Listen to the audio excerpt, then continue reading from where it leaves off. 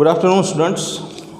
Last लेक्चरनी अंदर આપણે HGP વિશે વાત કરતા હતા, હ્યુમન જીનોમ પ્રોજેક્ટ વિશે। આજે આપણે યાદ તે વાત કરવાની છે, થોડીક વાત આગળ વધારશું HGP વિશે। તો મુદ્દો એ જ છે HGP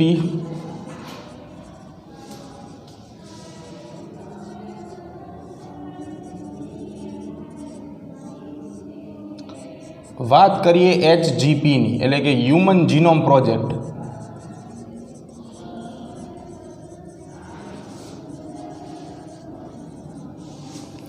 HGP વિશે ગઈકાલે આપણે વાત કરી હતી કે ક્યારે શરૂ થયો, એની લાક્ષણિકતાઓ શું હતી, બધી વાતો જે છે એ આપણે ગઈકાલે કરેલી અને ક્યારે જે છે એ પૂરો થવાનો હતો જોયું તો આપણે 13 વર્ષનો જે છે સમયગાળો લીધેલો હતો HGPએ।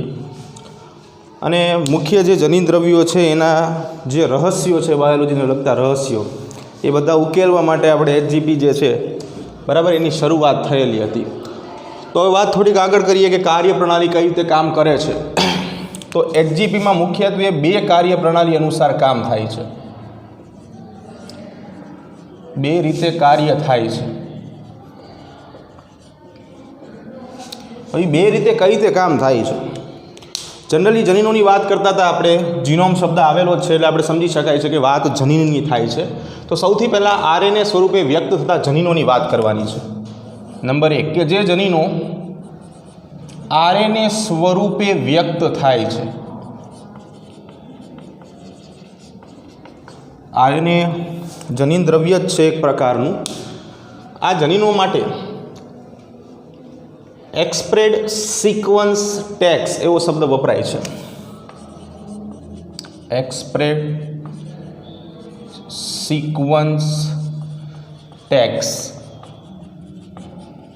ESTS બરાબર। આ જનીનો જે છે એ ESTS તરીકે ઓળખાશે। એના માટે વિશેષ ધ્યાન આપવામાં આવેલું હતું।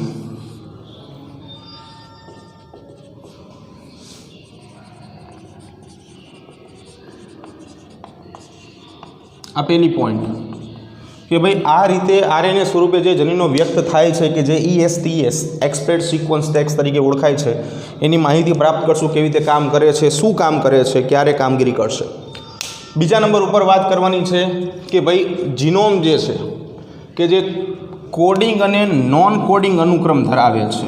જીનોમ જનીનની વાત છે અહીંયા। આ 2 અનુક્રમો ધરાવશે, 2 અનુક્રમો ધરાવે છે। એમાં 2 અનુક્રમો કયા છે? એમાં પહેલો અનુક્રમ જે છે જેનું નામ છે કોડિંગ અનુક્રમ, અને બીજા નંબર ઉપર છે નોન કોડિંગ અનુક્રમ। અનુક્રમ શબ્દ આપ્યો છે સિક્વન્સ। કોડિંગ એટલે કે જેમાં કોડોન્સ જોવા મળે, નોન કોડોન્સ નહીં જોવા મળે, બરાબર।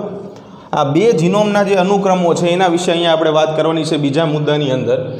તો આ અનુક્રમો જે છે એને સિક્વન્સ એનોટેશન કહેવામાં આવે છે।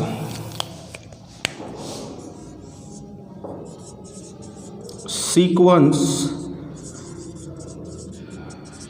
એનોટેશન તરીકે ઓળખવામાં આવશે આ બંને પદ્ધતિ, આ બંને ઘટકોને, બરાબર।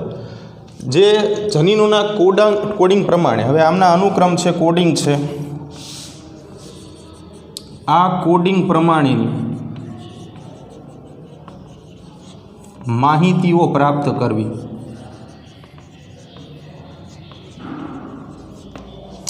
જે કોડિંગ અનુક્રમ છે, કોડિંગ અનુક્રમ શું કહેવા માગે છે, દરેક કોડિંગ અનુક્રમની કાર્ય પદ્ધતિ શું છે, અથવા તો કયા કામ કરે છે, એ બધી માહિતી જે છે એ મેળવી આ 2 રીતે જે છે એ આપણે સમજશું।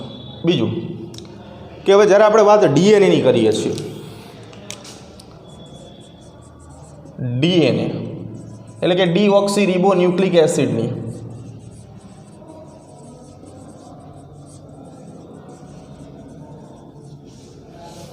DNA વિશેની વાતમાં આપણે ઓલરેડી ચેપ્ટરની અંદર જોઈ ગયા છીએ કે DNA એટલે કે ડીઓક્સીરીબોન્યુક્લિક એસિડ જે છે એક બહુ જ મોટો પોલિમર છે, લાંબો અણુ છે, પણ જે ગૂંચળામય સ્વરૂપમાં સંગ્રહાયેલું છે। તો DNA જે છે એ શું છે? પોલિમર છે, જે આપણે આગળ જોઈ ગયા છીએ। પોલિમર છે, ઘણા બધા નાના અણુઓનો બનેલો છે, લંબાઈ ઘણી ધરાવે છે, એટલે લાંબો પોલિમર છે। હવે આ લાંબા પોલિમર જે છે એની માહિતી જે છે આપણે વ્યવસ્થિત રીતે પ્રાપ્ત ન કરી શકાય. ફોર એક્ઝામ્પલ એવું વિચારીએ કે આવી રીતે આખું ડીએનએ જે છે ગોઠવાયેલું છે લાઈક ધીસ. તો એક સાથે આના બધા જે ઘટકો છે એની આપણે માહિતી મેળવી શકીએ નહીં. પણ શું કરી શકાય? તો આનો બીજો રસ્તો એવો છે કે આ ડીએનએના નાના નાના ખંડો પાડી દઈએ, આપણે ટુકડાઓ કરી નાખીએ. ફોર એક્ઝામ્પલ કે આ બધું જે છે આપણા જીવનશૈલી સાથે સંકળાયેલું છે. આટલા બધા સબ્જેક્ટ આપણે એક સાથે નથી તૈયાર કરી શકતા, એટલે કોઈ એક સમયે એક સબ્જેક્ટ તૈયાર કરી છે. તો એટલા માટે આના શું કરીએ? ટુકડા કરીએ છીએ. ફોર એક્ઝામ્પલ કે આ પહેલો ટુકડો છે, આ બીજો ટુકડો છે, આ ત્રીજો ટુકડો છે, આ ચોથો ટુકડો છે. લાંબી કુંતલના ટુકડા કરી નાખ્યા. ટુકડા કરવાથી શું થાય કે સરળ બની જશે. જો હવે ઉદાહરણ તરીકે આ એકમાંથી આ 4 ટુકડા આપણે મેળવા, 1 2 3 4. એટલે કહેવામાં એવું આવે છે કે ડીએનએ જે લાંબો પોલિમર છે એટલે આખા ડીએનએની સમગ્ર માહિતીઓ એક સાથે પ્રાપ્ત થઈ શકતી નથી.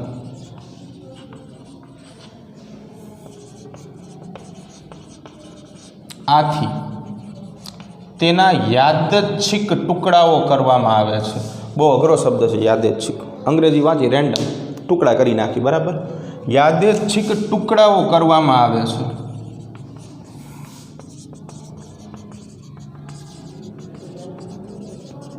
જેના કારણે શું થાય કે દરેક ટુકડા વિશે સમજવું સહેલું પડે. જો આવડા મોટા ડીએનએ વિશે વાત આપણે કરીએ તો ઘણો બધો સમય લાગી જાય, ક્યાંથી શરૂ કરવું ક્યાંથી પૂરું કરવું. પણ નાના નાના ટુકડાઓ કરી નાખીએ તો પ્રોસેસ જે છે ઇઝી પડી જાય, બરાબર. સિમ્પલ મેથડ છે. જીવન પણ કંઈક આવું જ છે. તમે અત્યારે મેડિકલ માટે નીટની તૈયારી કરતા હોય, બરાબર, કે ગુજરાત બોર્ડની તૈયારી કરતા હોય, તો નીટ આખી જે છે એ ક્રેશ કરવા માટે શું 1 મહિનો કાફી છે? નહીં, ઘણો બધો સમય લાગે. નાના નાના સમયગાળા જે છે ને એને ભેગા કરીને આપણે મોટો લાર્જ પીરિયડ બનાવી શકાય અને એની અંદર કામ કરી શકાય અને સારું રિઝલ્ટ લાવી શકાય, બરાબર છે. એવી રીતે અહીંયા છે. આવડા મોટા ડીએનએની વિશે વાત કરવી હોય તો ઘણો બધો સમય લાગી જાય અને આપણને ખબર ન પડે કે આમાં કયો ખંડ શું કહેવા માગે છે. તો બેટર છે કે ખંડ પાડી દઈએ 1 2 3 અને 4. પહેલો ખંડ, બીજો ખંડ, ત્રીજો ખંડ અને ચોથો ખંડ. ટુકડાઓમાં વિભાજિત કરીને આપણે સરળતાથી સમજી શકાય છે કે દરેક ખંડની અંદર આવેલો અનુક્રમ જે છે એ શું કહેવા માગે છે, શું એની પ્રણાલી છે અને કેવી રીતે એ કામ કરશે, બરાબર. તો આ મુજબ જે છે કાર્યપ્રણાલી ધીમે ધીમે આપણે આગળ વધારવાની છે. હવે જો અહીંયા આપણે ખંડો પાડી દીધા છે ડીએનએના. યાદચ્છિક ખંડો શબ્દ વાપર્યો તો આપણે રેન્ડમ બધા ખંડો પાડ્યા છે. બીજું કે હવે આ ખંડો પૂરતું બધું મર્યાદિત ન હોય, એટલે આ ખંડો જે છે એનું ક્લોનિંગ કરાવવું પડે. એટલે કે સૌથી પહેલાં ડીએનએ પોલિમર છે. પોલિમર જે છે જે ડીએનએ એનું આપણે ખંડોમાં રૂપાંતરણ કરી નાખ્યું. હવે આપણે કરશું ક્લોનિંગ. તો ક્લોનિંગ કરવા માટે ક્લોનિંગ વાહકો જોઈએ કે જે ક્લોનિંગ કરી શકે. નથી આપણે કોપી કરતા કોઈ વ્યક્તિની. ફોર એક્ઝામ્પલ કે કોઈનો બોર્ડમાં ફર્સ્ટ રેન્ક આવ્યો હોય, એની પાસે ટીવી રિપોર્ટર જઈને આમ માઇક રાખીને કે બોલો તમને કેવું લાગે છે? નથી કે બહુ સારું લાગે છે. પછી એની કહાની સંભળાવે કે ભાઈ મેં 10 કલાક વાંચ્યું, 12 કલાક વાંચ્યું, મારી પાસે આવું કંઈ હતું નહીં, છતાં પણ મેં મહેનત કરી. તો આપણે શું એ કરવા પ્રયાસ કરીએ છીએ. પણ જે ગુજરાતી કહેવત છે કે નકલમાં પણ અકલ હોવી જોઈએ. એટલે કે આપણે પણ એ કેપેબલ હોવા જોઈએ. 10 કલાક આપણે એમ કે 10 કલાક તો અમે વાંચી નાખશું, શું અમારો પહેલો નંબર આવશે? નહીં આવે. વાત એવી છે કે ક્લોનિંગ અહીંયા કરવાનું છે. તો ક્લોનિંગ કરવા માટે જરૂરી છે ક્લોનિંગ વાહકો. ક્લોનિંગ વાહકો જ ક્લોનિંગ કરી શકે છે. અહીંયાથી એવું સમજવાનું કે આપણે કોપી કરીએ ને તો આપણે એના માટે કેપેબલ હોવા જોઈએ તો કોપી કરાય. બાકી આપણે જે જીવી છીએ બરોબર છે, બરાબર. તો હવે વાત કરીએ ક્લોનિંગ વાહકોની. કયા ક્લોનિંગ વાહકો છે આપણી પાસે?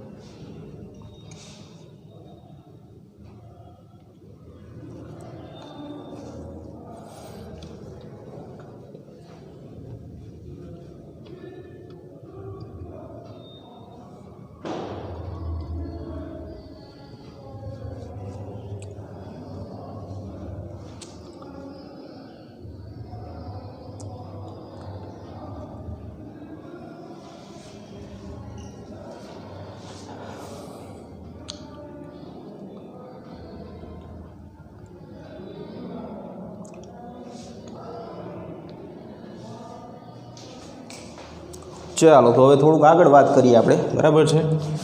તો જો બીજી વાત કરવાની છે આપણે, ક્લોનિંગ સુધી પહોંચ્યા હતા આપણે છેલ્લે, બરાબર, કે ક્લોનિંગ કરવી જરૂરી છે. તો એની અંદર જે મુજબ આપણે વાત કરી હતી ગઈકાલે, એસી હવા ખાવાનું એસી નહીં, અહીંયા આપણે બાયોલોજીની વાત કરીએ છીએ, આર્ટિફિશિયલ ક્રોમોઝોમની વાત કરશું. તો બે યજમાનો જે છે આપણે અહીંયા અભ્યાસમાં લેશું કે જે બંને ક્લોનિંગની પ્રોસેસ જે છે બહુ સારી રીતે કરીને દેખાડશે. એમાં એક બેક્ટેરિયા જે છે યજમાન તરીકે લેશું અને બીજા નંબર ઉપર ફૂગમાં ઈસ્ટ લેશું કે જે બંને ખૂબ જ સારા જે છે એ યજમાન તરીકે કામ કરશે અને આગળની પ્રક્રિયા જે છે એ વધારશે. ચાલો તો આગળ વાત કરીએ. ઉપયોગી યજમાન પહેલાં તો આપણે જોઈએ કયા કયા યજમાનો જે છે એ ઉપયોગી છે. તો એની અંદર બેક્ટેરિયા અને ઈસ્ટ આ બંને જે છે એ ઉપયોગી યજમાન બનશે. હવે બેક્ટેરિયા અને ઈસ્ટ જે છે જે YAC અને BAC આર્ટિફિશિયલ ક્રોમોઝોમનું નિર્માણ. YACનું પૂરું નામ છે ઈસ્ટ આર્ટિફિશિયલ ક્રોમોઝોમ અને એવી રીતે BAC એટલે કે bacterial artificial chromosome. East artificial chromosome, bacterial artificial chromosome, બરાબર, કે જે ક્લોનિંગની પ્રક્રિયા કરશે. બીજું કે આના સિવાય આ જે યજમાન છે એ ક્લોનિંગ બાદ DNAના પ્રવર્ધનમાં પણ ઉપયોગી બનશે.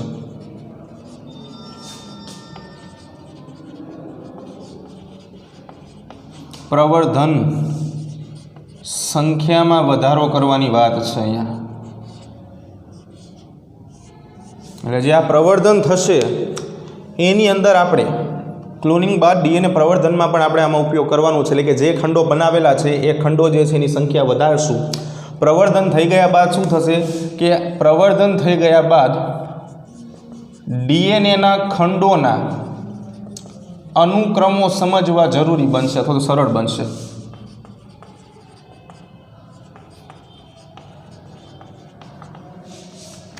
જો શું કરે છે સમજી લો. પહેલાં તો સૌથી પહેલાં જનીન દ્રવ્ય અલગ કર્યું, કટકા કરી નાખ્યા આપણે.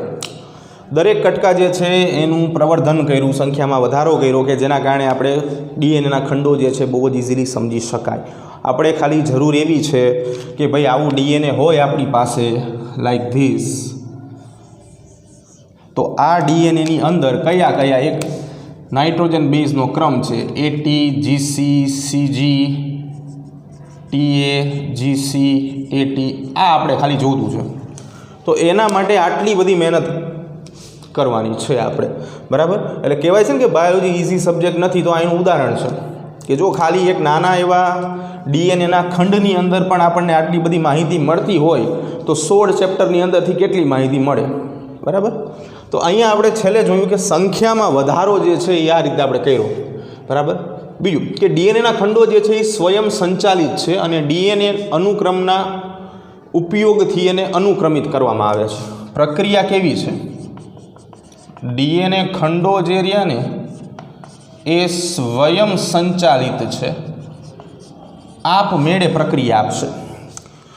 સમજી છીએ આપણે સ્વયં જનન આપમેળે થાય છે, બરાબર. 1 માંથી 2, 2 માંથી 4, 4 માંથી 8, એટલે સ્વયં સંચાલિત પ્રણાલી કહી શકાય. આપમેળે બધી પ્રક્રિયા થાય છે.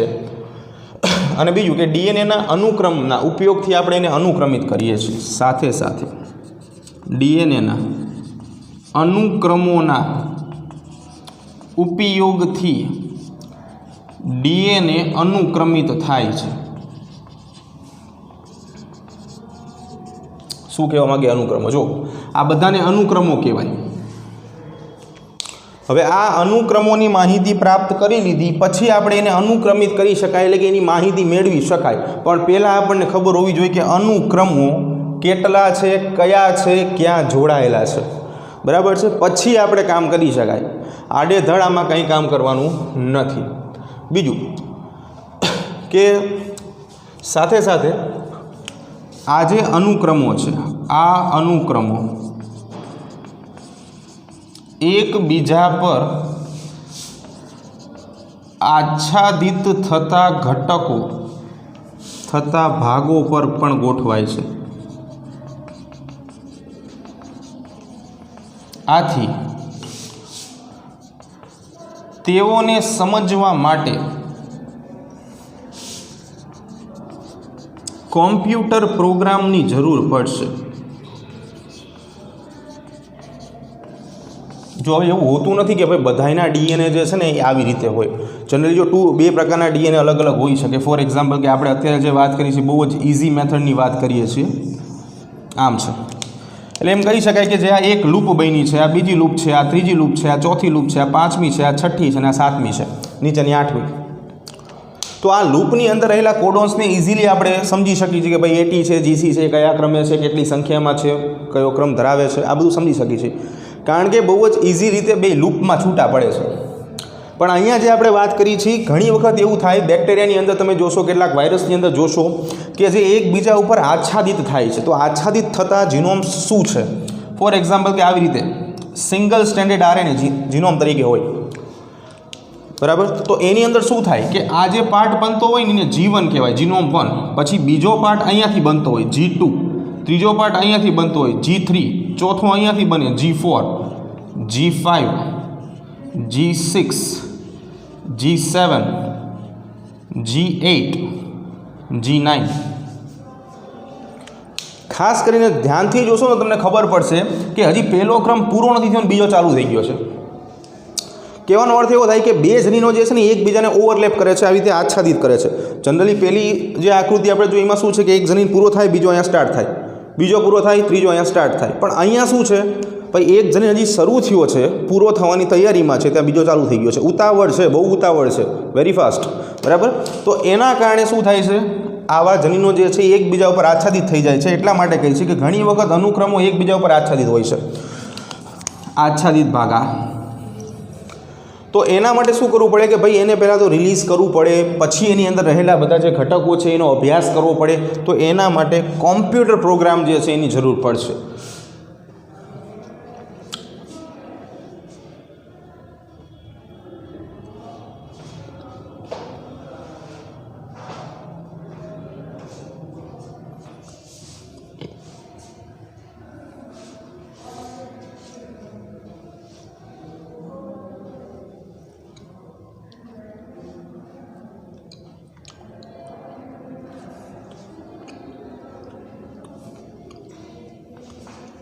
ચાલો આગળ વાત કરીએ।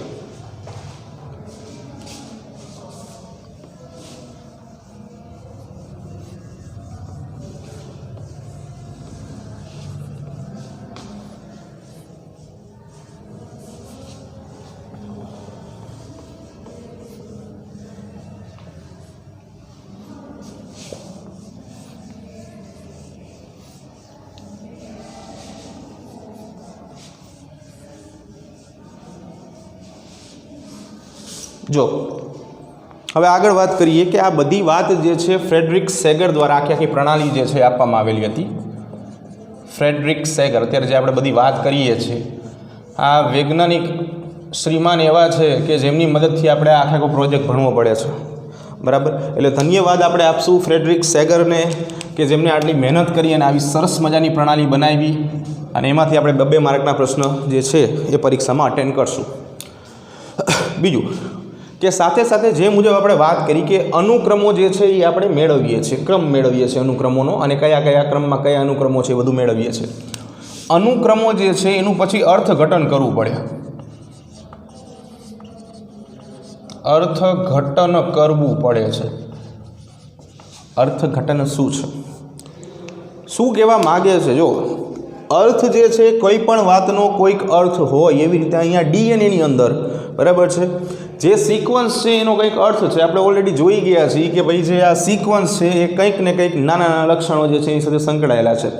તો એ બધા અનુક્રમોનું શું કરવું પડે? આપણે અર્થઘટન જે છે એ કરવું પડે। બીજું કે સાથે સાથે જનીનોનો ભૌતિક નકશો બનાવવો બહુ અઘરો છે। જનીનોનો ભૌતિક નકશો બનાવવો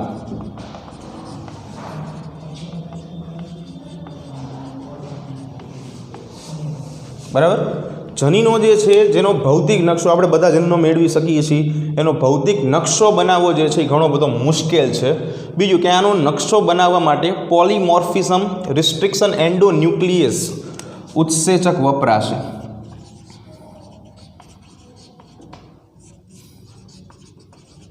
નકશો બનાવવા માટે વપરાશે. શું વપરાશે? કયો ઉત્સેચક છે?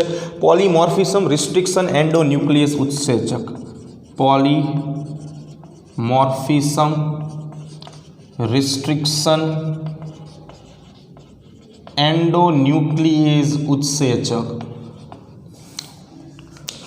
રિસ્ટ્રિક્શન ઉત્સેચક બહુ ભણાયો ચેપ્ટર નંબર 11ની અંદર, કે જે આણ્વીય કાતર તરીકે ઓળખાય. ડીએનએની શૃંખલા જે છે તો પ્લાઝમિડ છે એને ચોક્કસ સ્થાને કાપશે. તો અહીંયા નકશાઓ બનાવવા માટે કે નકશો બનાવવા માટે આ ઉત્સેચક જે છે એ વપરાશે. સાથે સાથે માઇક્રો સેટેલાઇટ્સ જે છે એ ઓળખ સ્થાનની માહિતી આપશે. Micro satellites. હવે આ માઇક્રો સેટેલાઇટ્સ શું છે? તો આ માઇક્રો સેટેલાઇટ્સ જે છે એ ડીએનએના જે પુનરાવર્તિત ક્રમો છે એની ઓળખ આપશે. ડીએનએના પુનરાવર્તિત ક્રમોની ઓળખ આપવાનું કામ કોણ કરશે? અહીંયા માઇક્રો સેટેલાઇટ કરશે. બરાબર. બીજું કે હવે પ્રોસેસ કેટલી ધીમી છે એની માહિતી આપીએ, કે એક રંગસૂત્ર એક જે છે એનો અનુક્રમ, રંગસૂત્ર એકનો અનુક્રમ મનુષ્ય માટે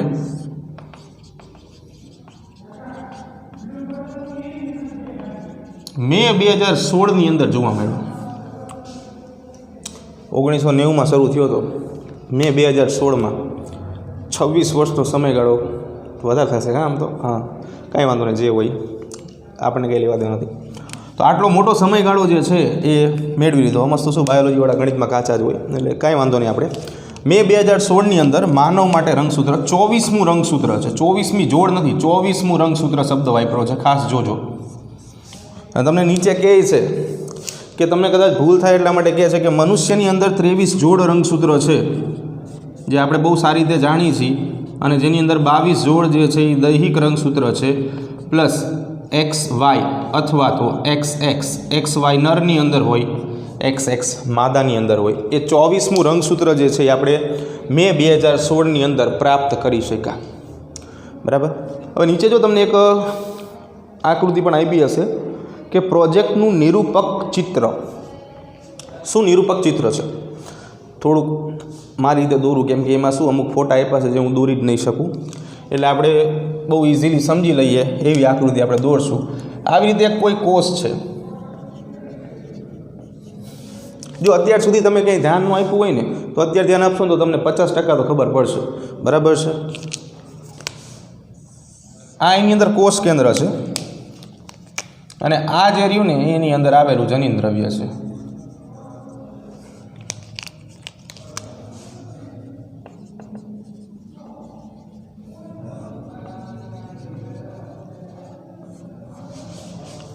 હવે આ જનીન દ્રવ્યને કોષમાંથી સૌથી પહેલાં આપણે અલગીકૃત કરીએ છીએ. એના માટે જે પ્રોસેસ છે હજી સુધી આપણે ભણ્યા નથી, એટલે અહીંયા ખાલી લખી છે કે જનીન દ્રવ્યને કોષમાંથી અલગીકૃત કરવું. અલગીકૃત કરવું એટલે કે કોષમાંથી જનીન દ્રવ્ય જે છે ને એને બહાર કાઢી લેવું અથવા તો અલગ કરવું. હવે ઉદાહરણ તરીકે આ જનીન દ્રવ્ય જે છે આવી રીતે બહાર કાઢી છે. બહુ જ લાંબુ ગૂંચળામય રચના છે. પ્રશ્ન એવો છે કે આ જનીન દ્રવ્ય હોય ક્યાં? મોટો પ્રશ્ન તો એ જ છે, આ જનીન દ્રવ્ય હોય ક્યાં? તો જો આવી રીતે જે રંગસૂત્ર જે છે, આ ઉદાહરણ તરીકે એક રંગસૂત્ર છે.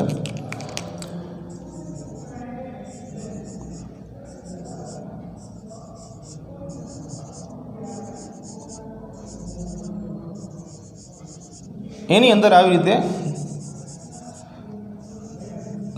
આમ રચના આવી જોવા મળશે. હવે આપણે હમણાં જ વાત કરી કે ભાઈ આવડી મોટી પ્રણાલી જે છે, આટલું લાંબુ રંગસૂત્ર જે છે, અહીંયા ભલે આપણે બહુ લાંબુ દોર્યું છે, પણ કોષમાં તો અતિશય સૂક્ષ્મ માત્રામાં હોય. તો એનો એક સાથે અભ્યાસ તો આપણે કરી શકતા નથી. તો શું આપણે સમજેલા હતા કે ભાઈ એના ટુકડા કરી નાખીએ, એટલે કે એના નાના નાના ટુકડાઓ કરી નાખશું. બરાબર. આ દરેક ટુકડાઓ જે છે એનો ઉપર કંઈક ને કંઈક સિક્વન્સ હશે. એ સિક્વન્સ જે છે એ આપણે સમજશું. બરાબર. એટલે કે જનીન દ્રવ્યને કોષમાંથી અલગીકૃત કર્યા બાદ આવી રીતે એના ટુકડાઓ કરી નાખશું. બરાબર. અને એ ટુકડાઓના આધારે આપણને ક્રમ મળશે. ક્રમ શેનો મળશે? જનીનનો મળશે. ATGC ATG. તો નીચે શું ક્રમ હોય? TACG TAC. બરાબર. તો આવી આખી પ્રોસેસ જે છે કરવાની છે, જેમાં આવા બધા ઘટકો ઉપયોગ કરશું. રિસ્ટ્રિક્શન, એન્ડોન્યુક્લિયસ ઉત્સેચક છે, આ બધી માહિતી છે. બરાબર. જે MCQની અંદર પૂછાય, કંઈ આપણે અવગણવાનું નથી. બરાબર.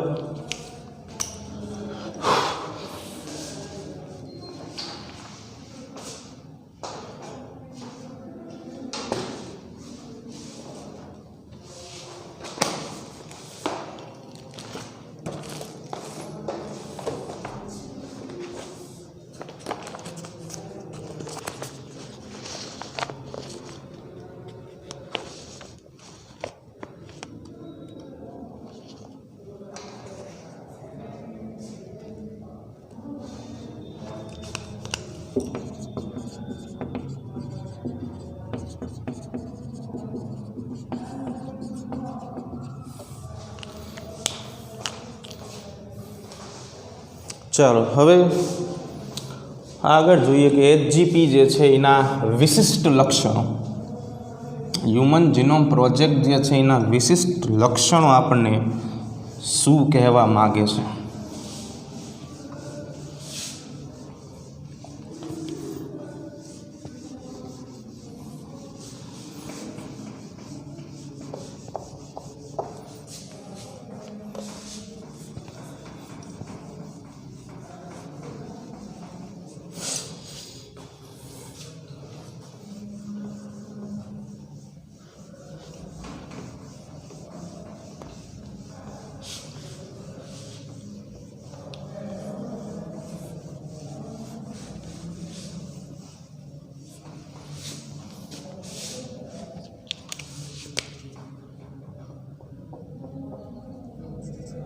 જો વિશિષ્ટ લક્ષણોની વાત કરીએ ભાઈ, HGPના વિશિષ્ટ લક્ષણો શું છે?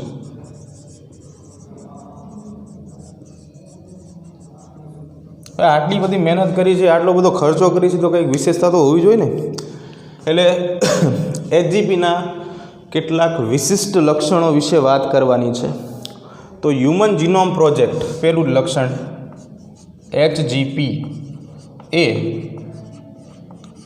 3164.7 મિલિયન બેઝ ધરાવે છે.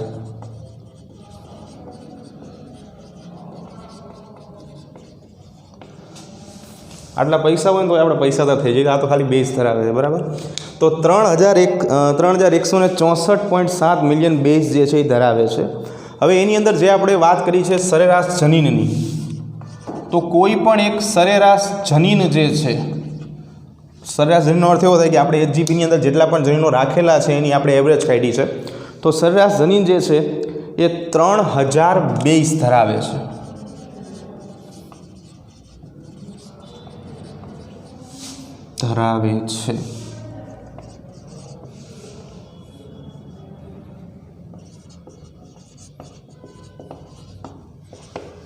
સરેરાશ કેટલા છે? 3000 બેઝ ધરાવે છે. એટલે આટલા બેઝ તો એવરેજમાં આવે છે.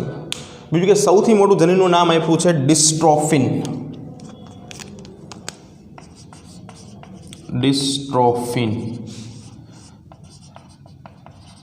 સૌથી મોટું જનીન. હવે આ ડિસ્ટ્રોફિન જે છે એ પોતે 2 મિલિયન બેઝ ધરાવશે. 2 મિલિયન બેઝ ધરાવે છે. આ બધા પ્રશ્નો જે છે ને MCQમાં પૂછાય, એટલે ખાસ ધ્યાનમાં લેવાના, કંઈ આપણે જતું કરવાનું નથી. 2.4 મિલિયન મેં થોડા ઘટાડી નાખ્યા, કંઈ વાંધો નહીં, વધારી નાખીએ. બરાબર. તો કે 0.4થી ડિસ્ટ્રોફિનને કંઈ ફેર નહીં પડે, પણ આપણને ફેર પડી શકે. એટલે આપણે 2.4 મિલિયન બેઝ જે છે એ ડિસ્ટ્રોફિન એક ઘટક ધરાવશે। બીજું કે જનીનની સંખ્યા જે છે એ 30,000 જેટલી છે, જે પૂર્વ અંદાજિત 80,000 થી 1,40,000 જનીન હતી। ત્રીજું, જનીનની સંખ્યા હકીકતમાં કેટલી છે? 30,000 જેટલી છે। આ હકીકતની વાત છે। જે પહેલાં આપણે એવી વાત કરી હતી કે 80,000થી એટલે અનુમાન હતો, અનુમાનિત સંખ્યા 80,000થી 1,40,000 જેટલી હતી। અનુમાન આપણે આટલાનો કર્યો હતો, પણ ખરેખર સંખ્યા કેટલી નીકળી? 30,000 નીકળી। એટલે કહેવાનો અર્થ એવો થાય કે આ જે છે એ અનુમાનિત સંખ્યા કરતાં ઓછી છે।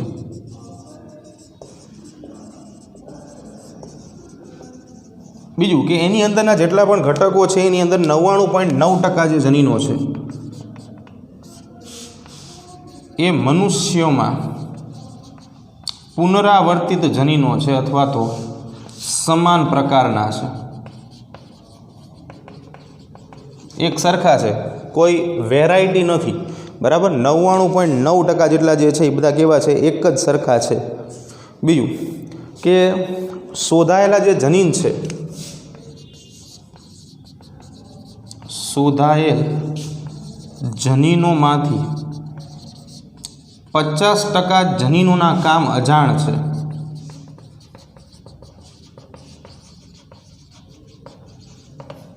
તમારા માટે સુવર્ણ તક છે, બરાબર, કે 50% જનીનના કામ હજી આ નથી શોધી શક્યા। જો તમે શોધી નાખો, બરાબર, તો ડૉક્ટર બનવાની જરૂર નથી, સીધા વૈજ્ઞાનિકમાં મળી જશે નોકરી। તો 50% જનીનોના કાર્ય હજી આપણે જાણી શક્યા નથી, એટલે અજાણ છે, બરાબર। એટલે મહેનત કરો, નીટમાં સારા માર્ક લાવો અને 50% જનીનોના કાર્ય જાણી લો। એટલે હવે હું આવતા વર્ષે ભણાવું કે 5-6 વર્ષ પછી ભણાવું તો અહીંયા 50ની જગ્યાએ 0 થઈ જાય, બરાબર। લક્ષ્ય ઊંચું રાખો, નીચું ન રાખશો। બીજું કે 2% કરતાં ઓછા જનીનો જે છે એ પ્રોટીન સંશ્લેષણની ક્રિયા સાથે સંકળાયેલા છે। 2%થી ઓછા જનીનો પ્રોટીન સંશ્લેષણની સાથે અથવા તો પ્રોટીન સંશ્લેષણની ક્રિયા સાથે સંકળાયેલા છે। એટલે ખૂબ જ ઓછા 2%, એટલે આમ તો જનરલી ઘણા બધા કહેવાય, જે જનીનો છે એ પ્રોટીન સંશ્લેષણની પ્રક્રિયા સાથે સંકળાયેલા છે। બીજું કે હ્યુમન જીનોમની અંદર જે બનેલા મોટા ભાગો છે એ બધા પુનરાવર્તિત છે, જે મુજબ આપણે વાત કરી 99.9% તો મનુષ્યમાં જ સમાન છે। HGPમાં આવેલ ભાગો જે છે મોટા ભાગે પુનરાવર્તિત છે।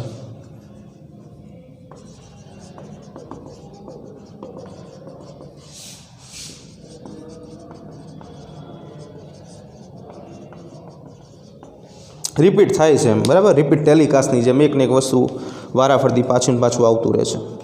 બીજું કે પુનરાવર્તિત ક્રમો ડીએનએનો ફેલાયેલો ભાગ છે કે જે ક્યારેક ક્યારેક એટલે કે 100થી વધુ વખત અથવા 100,000 વખત, 100થી લઈને 1000 વખત પુનરાવર્તિત થાય છે, બરાબર। આ જનીનો 100થી 1000 વખત પુનરાવર્તિત થતા ઘટકો છે। તો પ્રશ્ન થાય કે બધા રિપીટ થાય છે તો એને સમજીને શું કામ? હવે આપણે ટીવી જોતા હોય તો એકને એક પિક્ચર આવતું હોય તો આપણે ફેરવી નાખી ચેનલ રીતે। હવે આમાં તો શું છે? રિપીટ થાય છે તો ભાઈ એનું કામ શું છે, બરાબર? તો તમને કહે છે કે જે આ રિપીટ થતા જનીનો છે એ સાંકેતિક કાર્ય નથી કરતા, પણ રંગસૂત્રની સંરચના, ગતિકી અને વિકાસ વિશેની માહિતી આપે છે। કાર્ય શું છે? રંગસૂત્રની સંરચના, એનું બંધારણ કેવું છે, રંગસૂત્રની ગતિશીલતા જે છે કેવી રીતે કામ કરી શકશે અને રંગસૂત્રનો વિકાસ કેવી રીતે થયો છે, આ બધા વિશેની માહિતી આપે છે, બરાબર। જે વાત કરી કે આ બધા પુનરાવર્તિત થતા ઘટકો જે છે એ સાંકેતન નથી કરતા, કોઈ સંકેતો જે છે એ આ દર્શાવશે નહીં। બીજું કે પ્રથમ રંગસૂત્ર સૌથી વધારે જનીનો ધરાવે છે 2968, બરાબર, અને વાય 231 જનીન દ્રવ્ય ધરાવે છે। 2968 પ્રથમ રંગસૂત્ર જે છે એ જનીનો ધરાવશે। પ્રથમ રંગસૂત્ર 2968 અને વાય રંગસૂત્ર 231 તો એની અંદર આ જે છે 2968 સૌથી વધુ અને 231 સૌથી ઓછા ઘટકો જે છે એની હાજરી દર્શાવશે. બીજું કે વૈજ્ઞાનિકોએ મનુષ્યમાં લગભગ 1.4 મિલિયન જગ્યાઓ પર એકલ બેઝ એટલે કે સિંગલ ન્યુક્લિયોટાઇડ પોલીમોર્ફિઝમ SNPS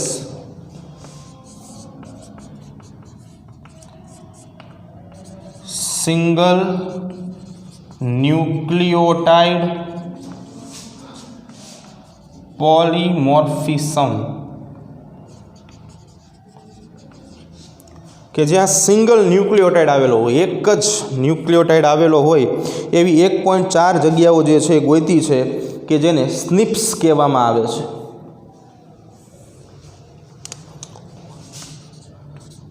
સ્નિપ્સ તરીકે ઓળખાય છે બરાબર. આવી 1.4 મિલિયન જગ્યાઓ છે બરાબર, કે જે 1.4 મિલિયન જગ્યાઓ આવેલી છે, જે ખાસ કરીને રંગસૂત્રની સામાન્ય માહિતી આપે છે. એનાથી કયા કયા રોગો થઈ શકે અથવા તો એની ગતિવિધિ છે, એની ક્રિયાવિધિ છે, આ બધાની માહિતી જે છે એ SNPS સ્નિપ્સ બરાબર એટલે કે સિંગલ ન્યુક્લિયોટાઇડ પોલીમોર્ફિઝમ આપશે.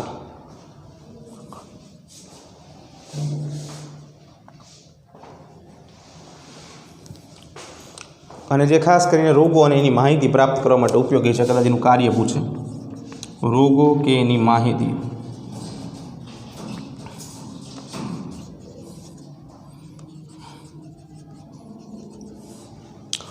તો આ હતું HGPના વિશિષ્ટ લક્ષણો. તો બસ આજે આપણે આટલું રાખી છીએ. બાકીનું આવતીકાલે નેક્સ્ટ લેક્ચરમાં જોશું બરાબર. કાલે નવા ટોપિક સાથે ભેગા થશું.